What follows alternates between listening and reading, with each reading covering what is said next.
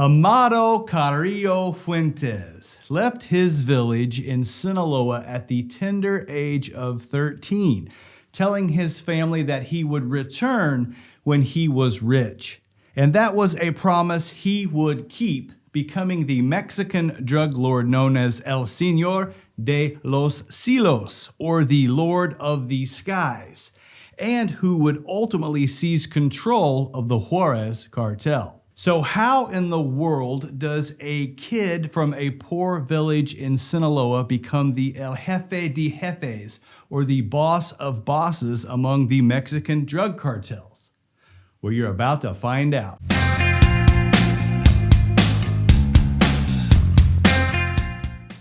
I'm Joshua Roberts, attorney at law, and you are watching Lawyer Up. In today's episode, we're going to be talking about the life and times of Amado Carrillo Fuentes, Don Carrillo.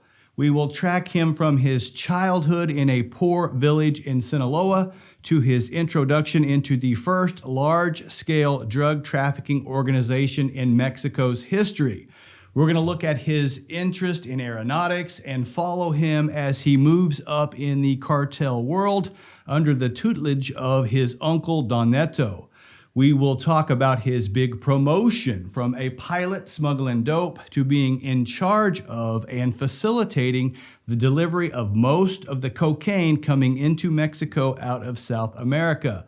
We will also discuss how he narrowly escaped assassination attempts, seized control of the Juarez cartel for himself, and then reached the pinnacle of drug traffickers, where for a brief period of time, he was considered the El Jefe de Jefe, or the boss of all cartel bosses. We'll also take a look at his fall from power as law enforcement started closing in on him, his attempts to use plastic surgery to change his appearance, and the very mysterious circumstances which surround his death.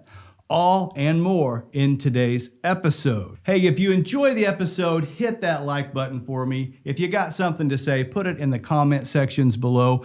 And let me know what you think about our new digs. This is where we're going to be filming in 2022. Let me know if you like the set. If you hate the set, let me know what you think about that. And if you haven't subscribed, what are you waiting for? Hit that subscribe button now. And remember that all of our episodes are available on the major podcast outlets. And remember that we've got merch. If you want to support the channel, pick you up a hat or a coffee mug or a t-shirt, the link is in the description below to where you go to purchase merch if you are interested. Now on to Amado Carrillo Fuentes. Now, he was born in 1956 to Walter Vicente Carrillo Vega and Aurora Fuentes in a tiny village outside of Navolato, Sinaloa, Mexico. He was born into a very large but poor family and had 11 siblings. Amado left home in 1970 at the age of 13, saying he would return when he was rich. And as I noted, that's exactly what he did, ultimately giving back to his community by building a large church, a larger-than-life statue of Jesus, and a big farmhouse for his family. But let's not jump too far ahead of ourselves. Let's go back to the mid-60s. While Amado was just hitting double digits and living an ordinary life in his village, the first generation of modern drug traffickers were getting started nearby in Sinaloa under the guidance of Pedro Aviles Perez, or Don Pedro, also known as the Lion of the Sierras. Don Pedro's inner circle involved several second-generation traffickers to be, such as Miguel Angel Felix Gallardo, Rafael Caro Quintero, who went by Rafa, and Ernesto Fonseca Carrillo, Don Neto. And if the Carrillo rings a bell, it should, because Don Neto is Amado's uncle. And as one of the early leaders in the Mexican drug trade, Don Neto would ultimately be Carrillo's gateway into narcoland. Pedro Aviles was actually the first known drug lord to use an aircraft to smuggle drugs into the United States. And this fascinated Amado and really sparked his interest in first learning to fly and then to taking the transportation of drugs by air to a whole new level. Now, drug trafficking has drastically changed over the past 60 years. In the beginning, violence was unnecessary and formal organizations were scarce. In fact, only two major drug trafficking organizations even existed in the early 70s. Although the Juarez cartel was getting up and running in Chihuahua, just across the border from Texas. Now, compare that to today, where law enforcement identifies the existence of 9 separate drug cartels and 36 additional cell groups or gangs that are involved in some way in the Mexican drug trade. But in the early 70s, there were really only 2 organizations or cliques or cliques or plazas involved in the drug trade, and that was the Gulf and Don Pedro's organization. Now, the Gulf Cartel, as it is now called, had been around a lot longer, getting started in the 1930s smuggling alcohol into the U.S. during Prohibition. They operated out of Matamoros, Tamaulipas, which is right across the border from Brownsville, Texas. They were involved in lots of different types of organized crime, gambling, prostitution, car theft, and they peddled a little heroin. But in the 70s, moving drugs was not the #1 area for them. Juxtaposed was Pedro Aviles, with his center of operations among the Sierra Madre mountain range in the Triángulo Dorado, or the Golden Triangle region of Chihuahua, Sinaloa, and Durango. It was from this remote location that he was able to establish a drug trafficking organization that sowed, cultivated, and distributed mass amounts of contraband. Pedro and company primarily trafficked marijuana and heroin, but they were also one of the first to start trafficking cocaine into the United States from South America. And this was before Pablo Escobar emerged on the scene. And the name of the game was to get the drugs into the U.S. Pedro's main contact in the United States was Max Kosman, El Rey del Opio, or the King of Opium, who was a member of the Bugsy Siegel gang. And for those not familiar, Bugsy Siegel was a famous American gangster in the 30s and the 40s with ties to both the Italian and Jewish mafias, and who is largely credited for launching gambling in Las Vegas with the opening of his Flamingo Hotel and Casino in 1947. As the organization grew, Don Pedro acquired several men under his command, and it is a veritable who's who of future drug lords, including Amado Carrillo, who would turn 20 in the mid-70s and who was becoming heavily involved in the organization. As I mentioned, Don Pedro's inner circle included Felix Gallardo, who would later be the leader of the Guadalajara cartel, Ernesto Fonseca Carrillo, Don Neto, who was Amado's uncle and the right-hand man of Felix Gallardo. He and Gallardo would later be among the first to start working with Pablo Escobar in Colombia, and Rafael Caro Quintero Rafa, who would be the third founder of the Guadalajara cartel of the future.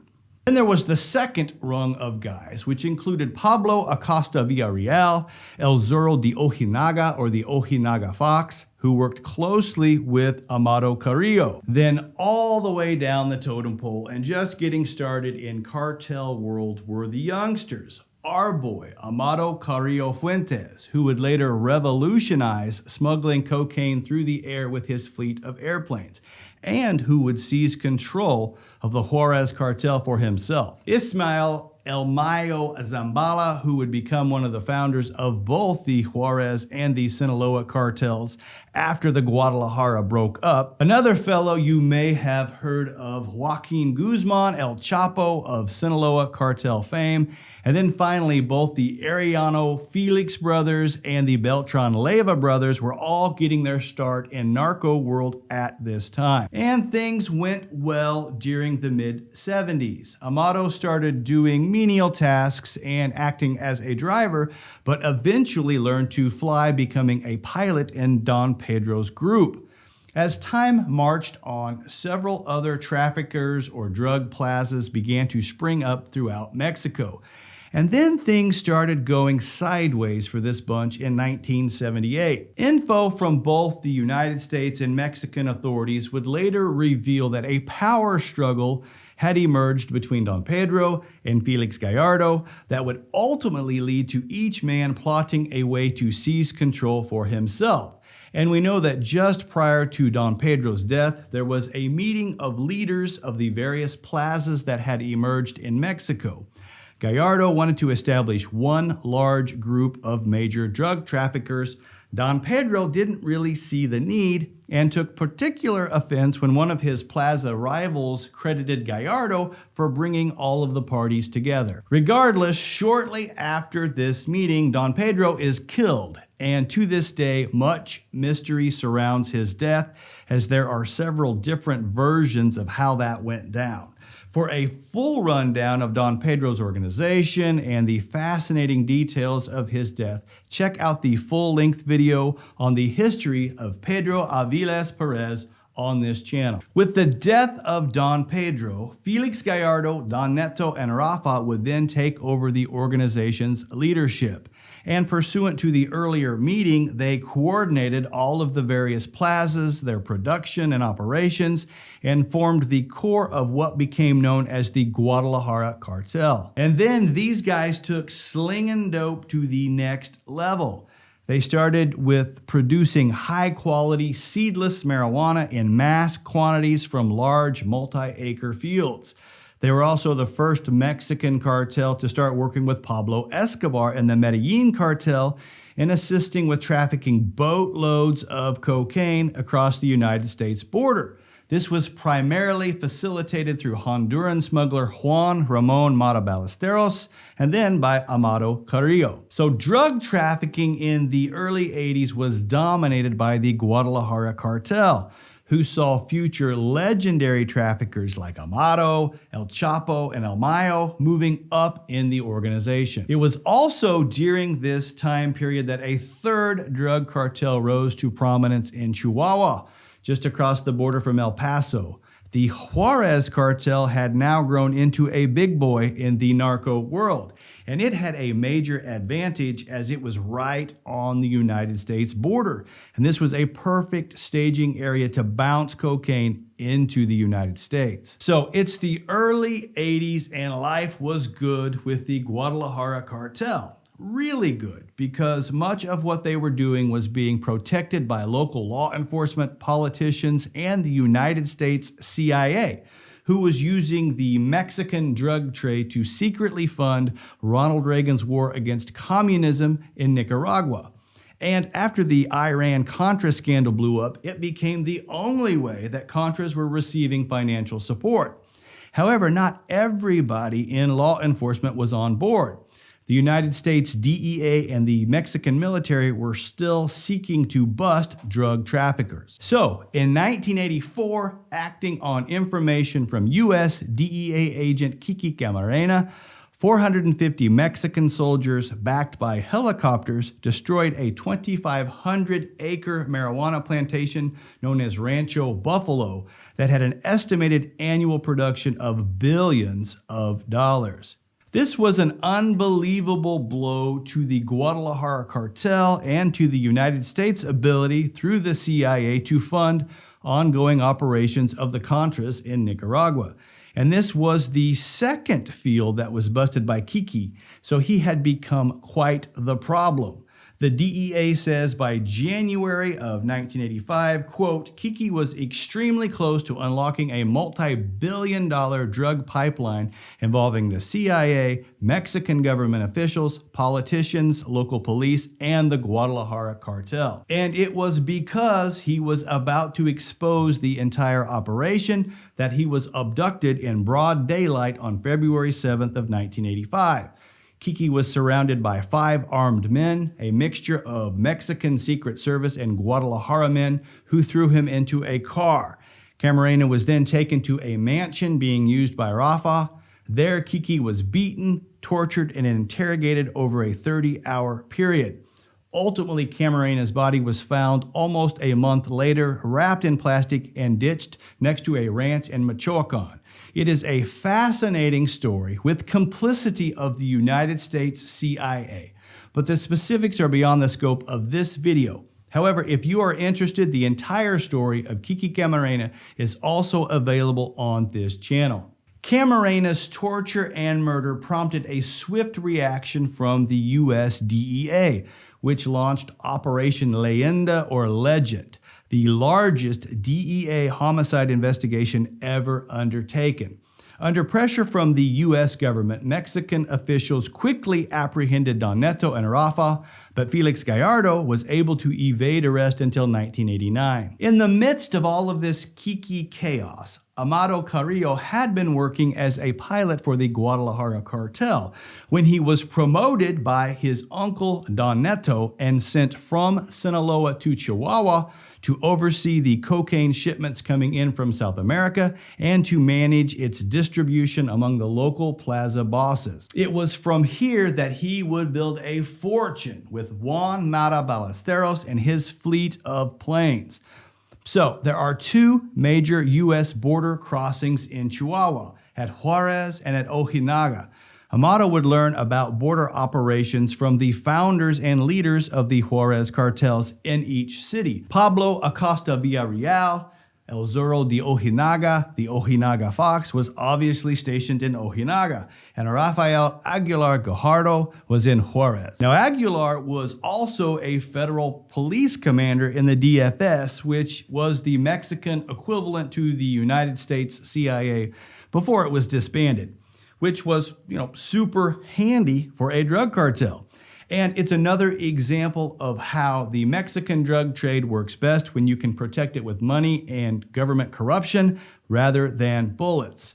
And it was from Chihuahua that Carrillo started working with Pablo Escobar and the Medellin cartel, and then later the Cali cartel, to smuggle lots and lots of cocaine from Colombia to Mexico and ultimately into the United States. Amado worked primarily under Pablo Acosta Villarreal, serving as the second in command.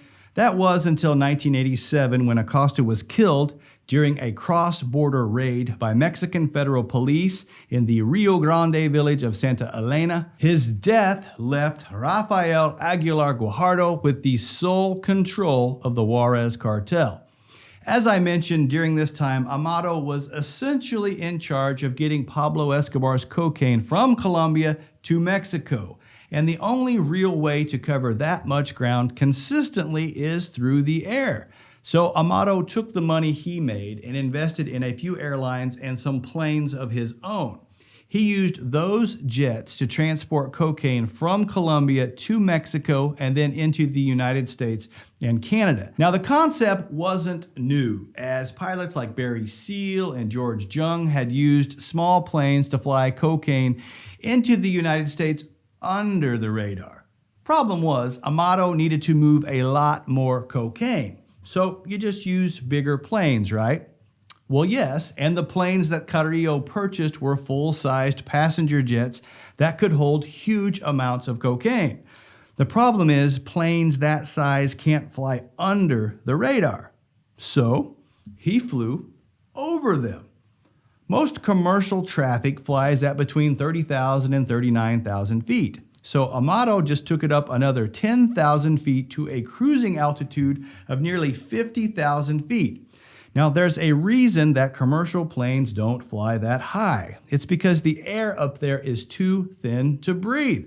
You can't breathe. So the pilots wore pressurized suits, just like in the military. And it was this arrangement that would earn him the title of El Señor de los Cielos, or the Lord of the Skies. In his peak, Carrillo was moving so much coke, he was rumored to be laundering tens of millions of dollars a year, primarily through his airlines, but also through other businesses that he owned in Mexico, Colombia, Cuba, and Chile. So as things were going south for the Guadalajara cartel after the murder of Kiki Camarena, the power vacuum that was created actually allowed Carrillo to move up in narco world. And recognizing that the end of the Guadalajara cartel was imminent, several leading members met and ultimately agreed to divide up the territories previously run by the syndicate. And this is a bit of an oversimplification, but essentially the division was as follows. The Arellano Felix brothers formed the Tijuana cartel, which was to control northwest Mexico in Tijuana and Baja California. Amado Carrillo Fuentes and family, who were already in Juarez, would stay with the Juarez cartel, which controlled the Chihuahua region in northeast Mexico. And El Chapo, El Mayo, the Beltran Leyva brothers, Hector Palma, and several former lieutenants would form what would later be known as the Sinaloa cartel. So it's 1989, and now we have four major players in the game. Tijuana cartel, the Sinaloa cartel, the Juarez cartel, and don't forget about the Gulf cartel. It was still in existence. But let's focus on the cartel de Juarez for the moment. Now, Rafael Aguilar Guajardo was still the leader, but Amado Carrillo was becoming wicked popular for moving huge amounts of cocaine. And with that popularity drew the attention of law enforcement. First, Amado gets arrested not long after Felix Gallardo and was allegedly forced to work with the Mexican government liaisons to avoid a life sentence. The details of this entanglement are very sketchy at best. But we know that next, Aguilar would go on the run, narrowly escaping a police raid of his $3 million home in Juarez in June of 1992. And it didn't take long for the relationships to sour between the new three offshoots of the Guadalajara cartel: the Tijuana, the Sinaloa, and the Juarez. Now, the long version of these disputes is beyond the scope of this video, but they are explained in detail in my videos on El Chapo and on El Mayo. But in short, one of the Arellano Felix brothers shoots El Chapo's right-hand man in the forehead, which sets off a chain reaction where each cartel then took turns trying to assassinate the other cartel's leaders. And then some of the disputes would rage internally. Reports vary, but it is alleged that law enforcement had closed in on Rafael Aguilar Guajardo, and that as part of a deal, he was planning to reveal the identity of some of the corrupt politicians and law enforcement that were allowing the Juarez cartel to thrive. And Carrillo, he was not going to let that happen. So in April of 1993, the story in the newspaper read like this: Rafael Aguilar Guajardo, a former federal police officer and one of Mexico's most wanted drug traffickers, was shot to death while vacationing with his family in the Caribbean resort of Cancun. Aguilar, a 43-year-old multimillionaire, was the head of the Juarez cartel, one of the country's most powerful drug trafficking organizations. Although the area had become an important landing area for South American cocaine shipments headed for the United States, authorities believe Aguilar was vacationing rather than doing business in Cancun. The flamboyant figure reportedly spent Easter weekend with 15 members of his family at a five-star hotel in the popular resort. Aguilar was gunned down outside of Gypsy's restaurant on the city's tourist strip as he returned from a submarine tour with family members. Aguilar's wife and son were also wounded in the attack. Police were able to arrest 3 suspects who fled by car on a highway leading out of Cancun. They confiscated the AR-15 submachine gun that had fired 19 rounds that killed Aguilar, plus several other guns and grenades. One of these men confessed that they were hired to assassinate Aguilar by agents of Amado Carrillo Fuentes. End news article. From there, Amado took over the helm of the Juarez cartel. Now, organized crime in Mexico has always been a family affair, and after Amado got his start in the drug business under the direction of his uncle, it was now his time to bring in his brothers, and eventually his son, into the business. After installing his family into leadership of the Juarez cartel, Carrillo's next move was to partner with Cali cartel boss Helmer Herrera to smuggle even more cocaine into Mexico by air. By 1995, Carrillo was being called El Jefe de Jefe, or the boss of bosses. But not everybody was on board, especially the other bosses.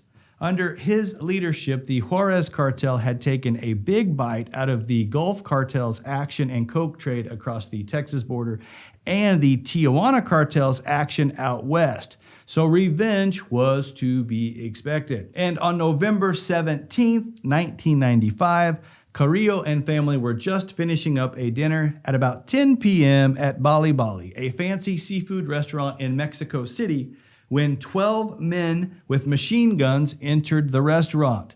This group was a Tijuana cartel hit squad led by Ramon Arellano Felix in what was a joint effort with Juan Garcia Abrego, who is the head of the Gulf cartel. One of the gunmen identified Carrillo's bodyguards at a table and they unloaded, killing 4 people in the attack.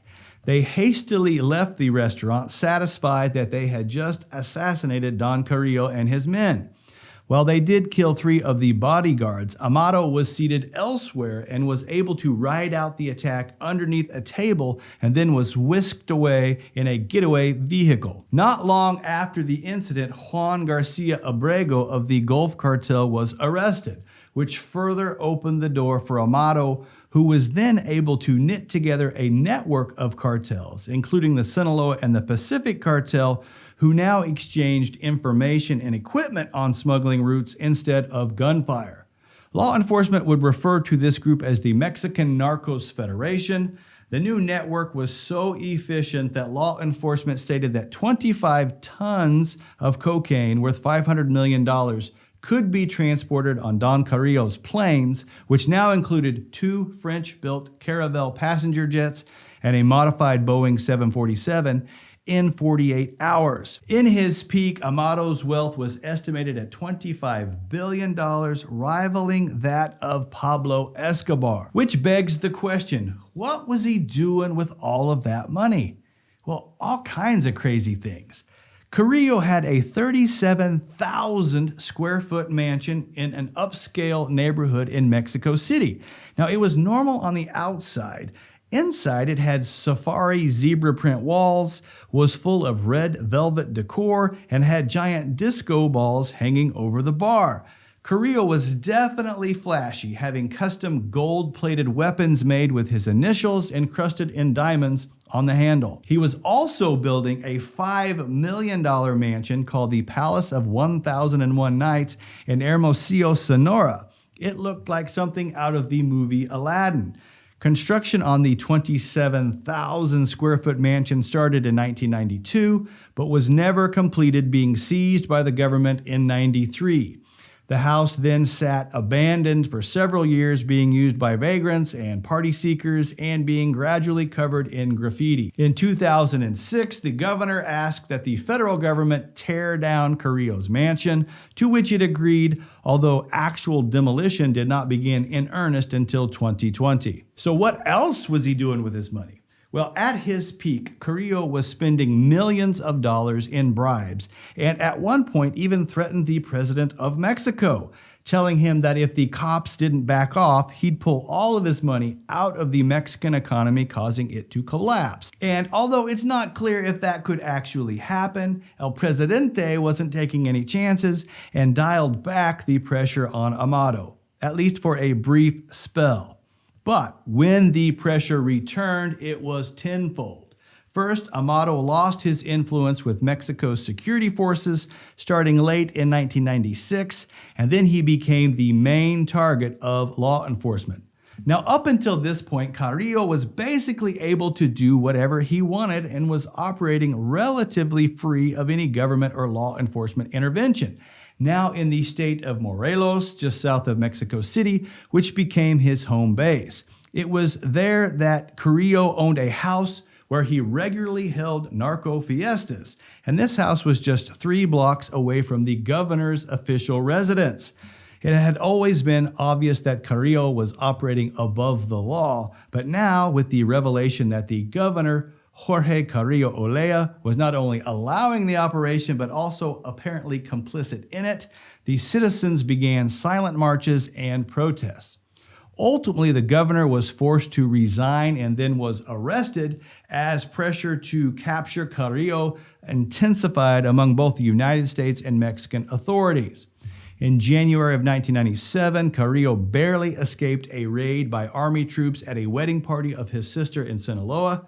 The next month, in February, Mexico's top anti-drug official, General Jesus Gutierrez Rebollo, was revealed to have been on Carrillo's payroll and was arrested. And anti-narcotic sources said that Gutierrez was singing like a bird about Carrillo's operations. Seeing the writing on the wall, Carrillo visited Cuba and Chile, where he made investments aimed at establishing residence. He is thought to have secretly smuggled billions into Cuba in the months leading up to his supposed death.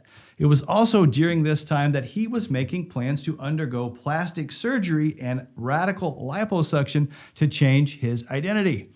Amado was obviously recognizable by almost everyone in Mexico, so he decided to do what has become quite trendy in organized crime, and that was to undergo facial plastic surgery and abdominal liposuction to change his appearance.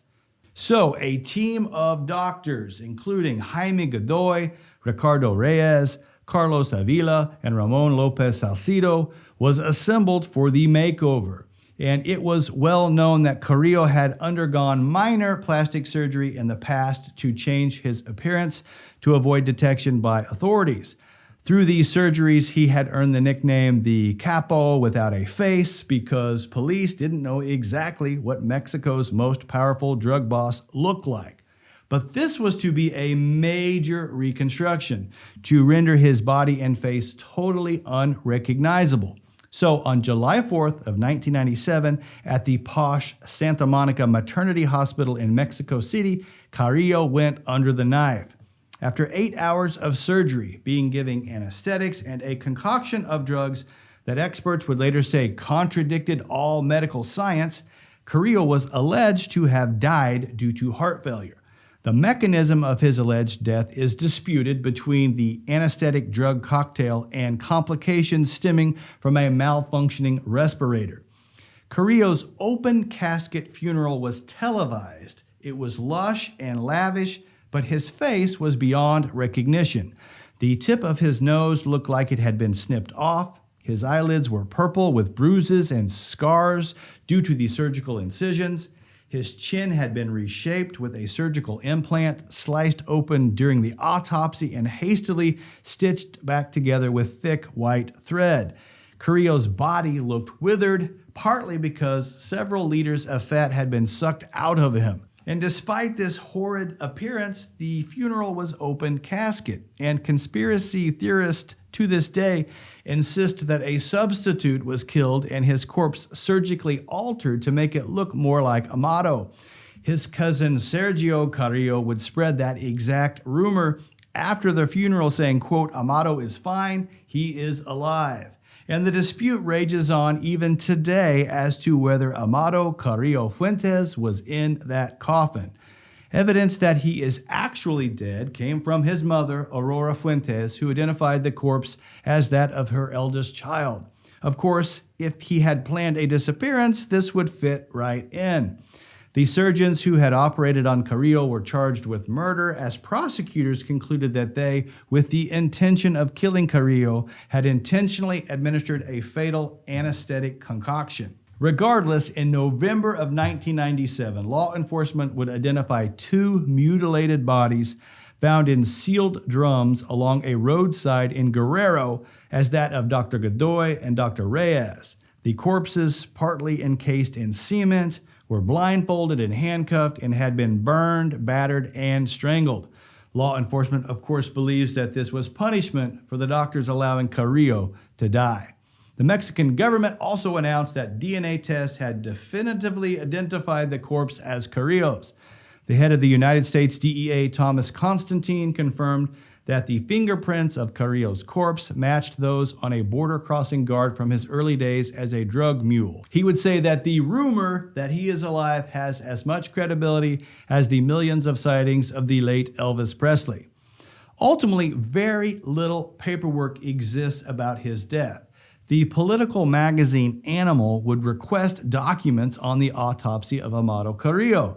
They also requested the results of this DNA test that was allegedly taken to identify him and the identity of the forensic experts who performed the autopsy.